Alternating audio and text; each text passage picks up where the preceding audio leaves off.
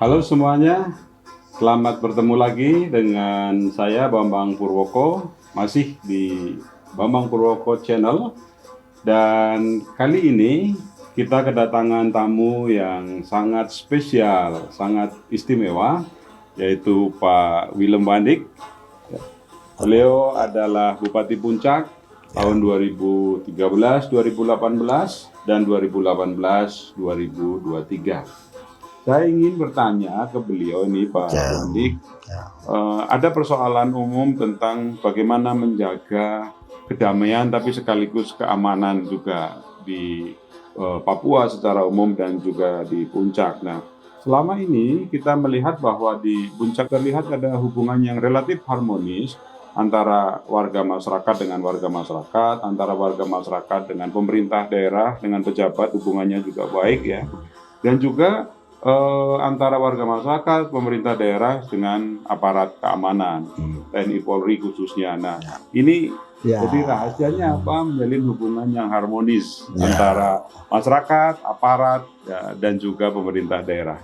Papua ini kan kalau bertanya antara masyarakat, antara pemerintah dan gereja, apalagi juga masalah TNI Polri, apalagi kelompok bersenjata atau PM. Nah, ini daerah kami di Puncak ini sudah ada ya, ada di sana dan itu selalu, dan memang korban PM juga kelompok bersenjata juga korban, TNI juga korban, masyarakat juga korban, dan ini selalu ada.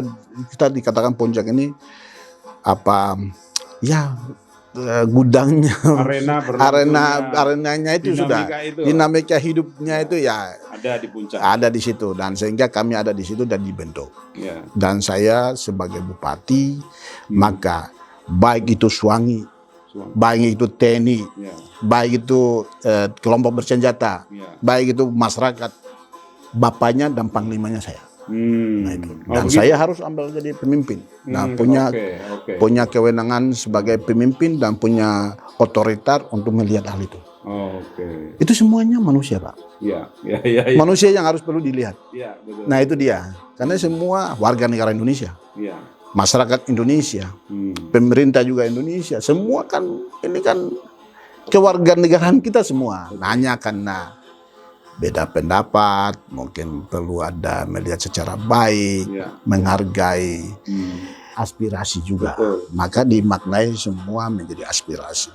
Nah itu kuncinya. Lalu Pak Wandik sebagai bupati menempatkan diri sebagai pemimpin dari semua itu. Semua orang, dan saya harus duduk. Dan harus perlu mendengar, dan saya kalau terjadi apa-apa saya harus kumpul. Ini bagaimana kita harus selesaikan masalah atau melihat persoalan seperti apa. Disinilah keberhasilan kita. Kalau belum pernah ada duduk bersama, masyarakatnya jalan sendiri, terus TNI-nya jalan sendiri, gerejanya jalan sendiri, masyarakat pun juga jalan sendiri, terus TPNO kelompok ini juga jalan sendiri, maka itu tidak bisa. Maka kita sebagai pemimpin, maka kita hadir di sana untuk menjadi komunikasi. Komunikasi ini penting. Semua harus kita menjadi komunikasi yang bagus antara kita, maka persoalan selalu aman.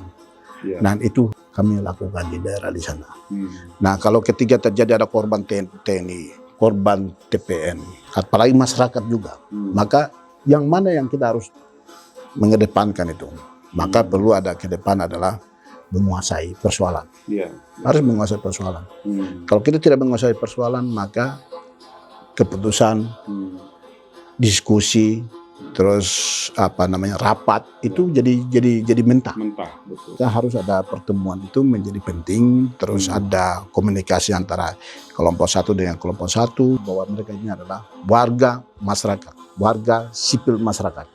Nah, maka harus kita melihat apa maksud mereka ini, keinginan mereka apa, didengarkan dulu baru selesaikan. Nah, keunggulan orang Papua itu yang saya bahagia itu apa? Orang Papua itu kan kalau ketidakpuasan dan tidak puas, pasti cepat sekali berontak.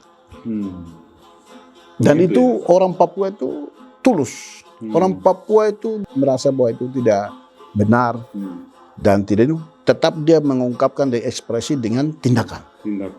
Tindakan. caranya meredamnya itu bagaimana? Nah, itu yang kita harus lihat. Ya. Keinginan dua kelompok ini harus kita melihat. Dia maunya apa? Ini benar atau tidak? Kalau benar, maka kita harus mendekati dengan apa sih mereka punya keinginan. Di situ kita menjawab. Nah, itu dia. Kalau ternyata tidak benar? Nah, tidak benar, maka pasti merontak terus. Kalau kita kasih memberikan jawaban yang tidak pas, pasti merontak. Enggak, kalau ternyata keinginan mereka tidak benar, mungkin harus diberi penjelasan juga, Pak. Harus ada pendekatan komunikasi, terus siapa. Nah, contoh saja kalau seandainya kontak senjata, yang sulit sekali itu terjadi perang saudara atau tidak, atau pertikaian antar kelompok sosial, itu yang agak susah Antar dan tengah mati. masyarakat itu Ya, sendiri. itu yang sulit sekali. Kalau saya lihat, kalau itu yang sulit ya. itu yang paling sulit. Tapi kalau saya lihat kalau macam kelompok bersenjata TPN dengan TNI, kalau terjadi sudah selesai. Dan mereka anggap bahwa ya, demi mempertahankan negara kesatuan Republik Indonesia, saya harus korban dan dia harus angkat topi. Nah, begitupun juga TPN juga, dia mengatakan saya akan sedang berjuang untuk ada keinginan sesuatu. Lalu dia korban, ya dia saya bilang ini ada misi yang bagus, saya harus angkat topi. Nah, ini akhirnya situasi ini kan terjadi, Pak. Itu nah, maka memang harus bangun komunikasi yang baik supaya tidak jadi panjang, tidak jadi masalah. Nah, di situ. Nah, ini makna ada di situ. Iya. Baik, Pak Wandi. Ya. Yang berikutnya ini Ya. ya ada persoalan yang serius yang kita juga harus pikirkan bersama. Pak Wandi kan dikenal sebagai pemimpin yang sudah banyak ya mampu menyelesaikan konflik-konflik di masyarakat, mendamaikan baik antar warga masyarakat maupun juga kelompok-kelompok yang lain gitu. Nah, menghadapi situasi Papua yang sekarang ini, seharusnya apa yang harus dilakukan pemerintah pusat, apa yang harus dilakukan oleh aparat keamanan, pemerintah provinsi, atau bahkan saudara-saudara yang masih berjuang di hutan-hutan itu apa namanya pesan khusus, Pak Wandi? Ya, kalau pesan saya khusus ini kan soal Papua ini kan, terus kelompok yang ada ini kan mereka ada punya keinginan misi, yaitu mengapa bisa terjadi? Orang Papua dan lebih khusus orang gunung ini kan punya konsep itu harus ganti kepala. Kepala ganti kepala. Iya, kalau dia diambil pada saat itu dapat dibunuh, maka adiknya, keluarganya, terus saudaranya itu teringat, apalagi omnya teringat, Pak. Dan dia harus balas, dia harus ini. Jadi gimana, Pak, menyelesaikan akar masalahnya itu apa yang harus dilakukan? Harus lakukan itu kan harus ada rekonsiliasi. Harus ada rekonsiliasi keluarga-keluarga yang pernah ditembak, korban itu ditembak atau apa atau terjadi apa, itu yang harus diagnosa, Pak. Bukan harus kita tambah menyerang, menembak, terus TPN kelompok bersenjata juga menembak, terjadi ada kontak senjata, bukan itu. Itu. Menurut sedikit juga, Pak. Ini kan di puncak beberapa kali terjadi ya, bahkan di Ilaga waktu itu terjadi di mana justru mereka kelompok bersenjata ini menyamar sebagai anggota masyarakat yang waktu itu ikut angkut kursi dari gereja, lalu kemudian membunuh anggota atau aparat keamanan yang sedang membantu angkat kursi itu. 2 orang itu korbannya. Nah, itu apakah juga karena dendam sebelumnya? Jadi Papua itu ada rangkaian panjang itu, Pak. Ranjang panjang. Oleh karena itu Papua itu kan perlu ada namanya hati ke hati. Pendekatan hati ke hati, dan juga perlu negara harus hadir di sana. Kan ada di Papua ini kan ada 2 kelompok. Ada kelompok yang kita sedang ada bermain dengan kontak senjata, ada kelompok yang mungkin ada masalah panjang. Nah, sehingga mungkin pemerintah harus hadir. Mungkin contoh saja, jangankan itu, Pak, ini manusia. Kalau kita seperti itu kan memang kita semua tidak tegar juga, Pak. Dan saya pikir sulit sekali untuk kita menyelesaikan dalam waktu yang singkat. Itu malah kita menimbun suatu masalah yang panjang. Kalau maksudnya gimana? Masalah dengan banyaknya ini kan banyak hadir aparat keamanan ke Papua, Pak. Kalau menurut Pak Wandi sebaiknya apa yang harus dilakukan pihak aparat TNI Polri itu untuk menciptakan keamanan?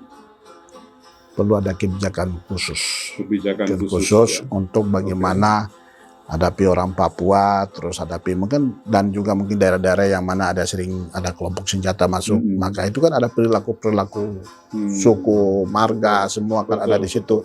Kalau ada suku yang dia paling menendam, dia butuh waktu yang sangat panjang, dan itu tidak bisa lagi. Nah ini kan menjadi masalah besar. Oleh karena itu saya harap mungkin orang Jakarta untuk memberikan orang Papua mungkin harus ada, kalau bisa ya gimana ya, kadang-kadang kita mau bilang aduh janganlah ada terjadi mungkin operasi, tidak boleh lagi ada ini, tapi serahkanlah kepada orang mungkin polsek, mungkin bangunnya polsek saja, terus setelah itu mungkin membangun komunikasi yang bagus, bagaimana pendekatan, karena mereka ini juga manusia juga. Kalau semakin kita diterima secara manusia, pasti mereka juga akan diterima. Tapi Papua ini kan perlu dilihat dengan secara hati yang harus tulus. Pendekatan dari hati ke hati. Hati ke hati, itu. Saya beberapa kali mengusulkan ini Pak Wandik agar aparat TNI Polri yang didatangkan ke Papua itu mestinya dibekali dengan pemahaman sosial budaya tentang masyarakat Papua itu sendiri. Menurut Pak Wandik gimana? Saya setuju sekali. Kalau itu sangat setuju, karena Papua ini kan 300 suku, bahasa, karakteristik, perilaku, gaya, dan bahasanya beda-beda. Sehingga kalau macam seandainya itu masuk di puncak, maka TNI Polri harus gaya orang puncak. Memahami orang puncak. Dan orang puncak pun macam-macam. Macam-macam juga ada suku Dani, Damal, Moni, Mem, Duga, semua ada. Dan mereka harus memahami gaya hidup, gaya makan, gaya minum, dan harus menguasai dulu. Kalau ketiga kita tidak menguasai, saya itu bagian dari orang Duga, bagian dari orang Damal, orang Dani, dan orang Me. Tapi saya saja harus butuh waktu untuk mereka. Sehingga sebagai orang Papua, tapi harus ada duduk, mengerti, dan butuh waktu juga. Contoh saja, orang dulu misionaris, itu dia masuk di daerah-daerah yang sulit ini sampai dengan mereka memenangkan orang sampai dengan orang itu bisa selamat. Itu karena dia harus pendekatan satu gaya budayanya itu. Betul. Dan pada saat itu yang mereka berhasil, dan saya lihat di daerah Beoga, Paniai, daerah Sugapa ini, daerah Ilaga, Puncak Jaya, Wamena, Jalimo, Jawokimo, dan ini pada saat itu saya lihat itu mereka mengambil itu adalah pemimpinnya. Pada saat itu mereka tidak sekolah, tapi visi misionaris yang masuk itu dia harus cari pemimpinnya. Karena daerah ini gaya pemimpin berbicara itu mereka akan dengar. Karena pemimpin itu kami di puncak selalu ada gedung itu namanya Nigelar. Nigelar itu sebagai suara pemimpin, suara harmonis, suara damai. Nah pemimpin itu bagaikan itu. Maka orang-orang yang saya sebut suku-suku yang ada mendiami di pegunungan ini, orang Amumen sampai dengan ini, itu mereka ada punya pemimpin. Nah pada saat itu misionaris berhasil itu karena mereka mendekati pemimpin, lalu mereka diangkat menjadi gembala, pendeta, untuk menjadi, karena dia gaya kan itu sudah gaya suara kedamaian Nabi. Suara kedamaian itu mereka miliki. Nah mereka itu dipakai oleh misionaris dulu. Akhirnya daerah ini diselamatkan. Dan mereka bahwa kami sudah diselamatkan oleh Tuhan. Nah ini gaya itu. Maka mungkin maka harus ada dari pusat juga harus ada punya nilai kasih. Nilai hati orang Papua. Harus ada gaya itu, lalu setelah itu bisa menyelesaikan dengan cara baik. Memang orang dari Jakarta sudah luar biasa dalam rangka membangun Papua ini kan tidak main-main. Itu dalam waktu sekarang sudah ke berapa tahun ini Indonesia ini? Sudah 75 tahun ya? Ya, Indonesia 75 tahun. Negara sudah hadir di Papua dengan luar biasa. Dan itu baru 10 tahun terakhir sebenarnya. Ya, sudah hadir dengan OSU sudah luar biasa, sudah buat. Tapi masih kurang itu adalah masalah keamanan. Pendekatan terhadap manusianya ini berkurang. Ini yang masih kurang. Kalau yang lain sudah luar biasa. Jadi kalau orang hebat. Pak Wandik itu kebijakan OSUS sendiri sudah bagus, cuma pendekatan keamanannya yang perlu. Nah itu dia. Jadi saya pikir ini juga bagian dari Indonesia juga. Bukan bagian Indonesia. Memang orang Indonesia Papua itu. Orang Papua itu juga menentukan Indonesia juga. Betul. Maka jangan lihat orang Papua itu bukan orang beda. Nah, ini yang salah.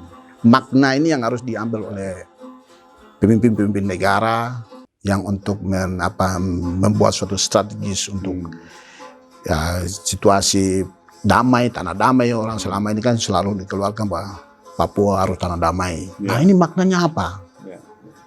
Kita kadang-kadang dulu Papua tanah damai, aman saja, berat bukan, tapi ada damainya maksudnya apa? Nah, ini yang harus perlu dinyamai dalam sedikit. Terima kasih. Baiklah, ini perbincangan saya dengan Bapak Willem Wandik, SE MSI, Bupati Puncak, 2 periode, pemimpin muda yang sangat energik. Ya, kita akhiri dulu sampai di sini. Sampai jumpa lagi di lain kesempatan.